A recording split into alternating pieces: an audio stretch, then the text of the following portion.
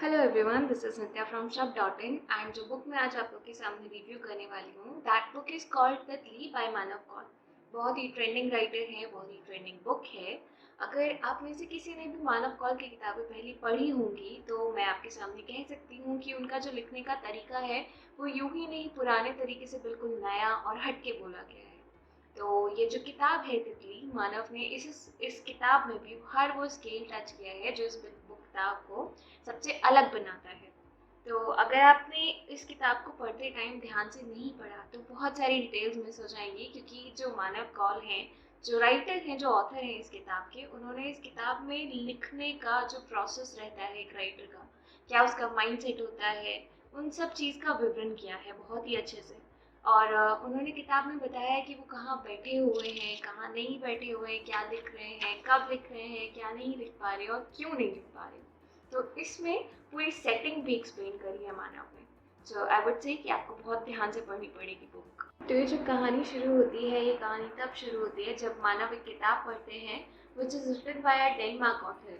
और इस किताब का नाम है when death takes something something from you give it back. It is called Carl's book. तो मैं आपको बताती हूँ, मानव ये बुक जब पढ़ रहे थे तो वो लॉकडाउन का टाइम था, जब सब लोग, हर एक इंसान उस चीज़ में डूबा हुआ था, सोच रहा था कि आज ज़िंदगी है और कल नहीं है। एंड मैं आपको बताना चाहूँगी, मानव जो किताब पढ़ रहे हैं, ये अपनी when death takes something from you give it back, जो नाजा मैरी ने लिखी है। ये किताब उन्होंने तब लिखी थी जब उनका जो बेटा था Carl, that he met with death tragically.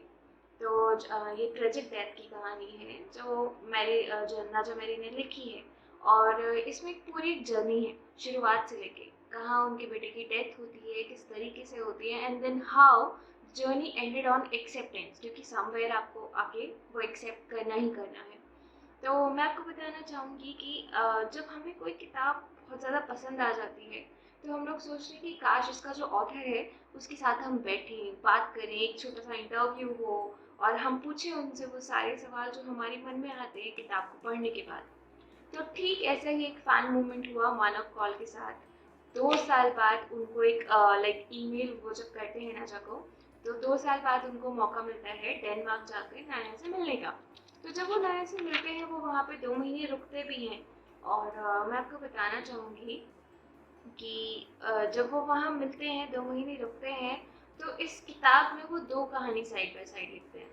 एक तो खुद जो तितली की कहानी चल रही है और एक Hindi translation of when death takes something from you give it back, जो मानव कौल ने खुद किया है।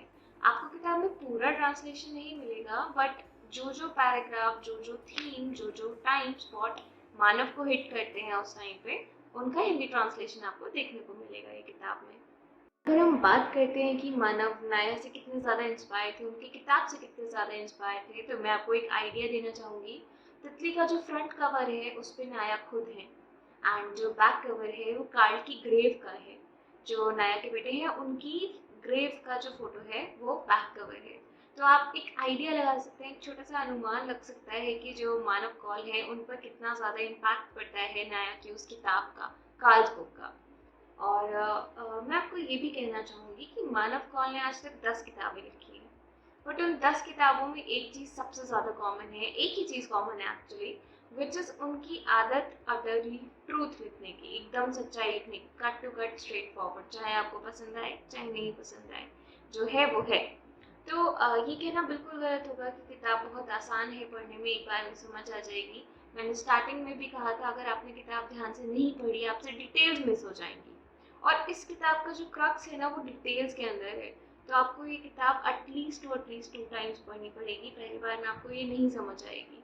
एंड ऑनेस्टली स्पीकिंग, अगर एक बार आपको ये किताब समझ आ गई पढ़ने के बाद, तो डेफिनेटली आपको इस किताब का एडिक्शन हो जाएगा। थोड़ी मेहनत लगेगी पढ़ने में, बट एक बार पढ़ने के बाद आपको इस किताब की आदत हो जाएगी, जैसे मानव कौल को आदत लगी कार्ल्स बुक पढ़ने की। अच्छा, कुछ कंसेप्ट हैं जो मैं आपको हाईलाइट करवाना चाहूँगी। जैसे जनाब लिखते हैं, मानव लिखते हैं अपनी किताब में कि जब एक लेखक अपने लिखे हुए की शिकायत करता है तो कितना प्यारा सुनाई देता है। तो इस किताब में मानव ने ना एक राइटर होने की सारी कैरेक्टरिस्टिक्स बताए हैं कि क्या उनको पसंद होता है, क्या उनको नहीं पसंद होता है, और कैसे वो अकेलेपन को रोमांटिसाइज करते हैं। कैसे हम सब लोग एक राइटर से डिफरेंट होते हैं, क्योंकि जो राइटर होता है वो अकेलेपन में, चुप्पी में एक खूबसूरती ढूंढता है, और हम लोग को अकेलापन खाता है।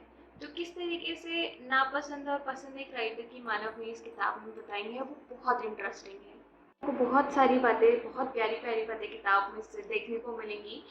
एक लाइन है जो मुझे बहुत हिट करी, मानव ने जो लिखी है वो ये लिखी है कि कैसे उन्होंने प्रेम को वाक्यों में लिखा है पर कभी प्रेम को नहीं लिखा है।